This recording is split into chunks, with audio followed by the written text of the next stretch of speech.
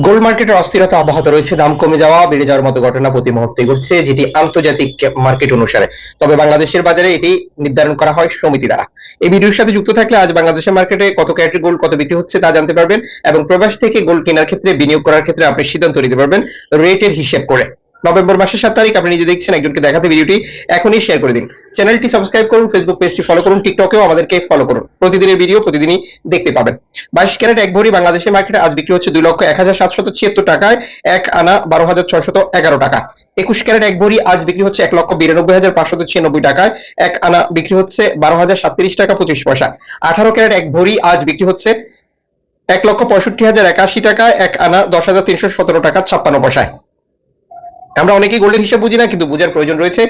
Gold মার্কেটের অস্থিরতা যেহেতু বহু ব্যক্তি প্রতিষ্ঠান সাধারণ মানুষকে ঠকাচ্ছে, আপনার বিনিয়োগ সঠিক রাখতে আপনি বুঝুন।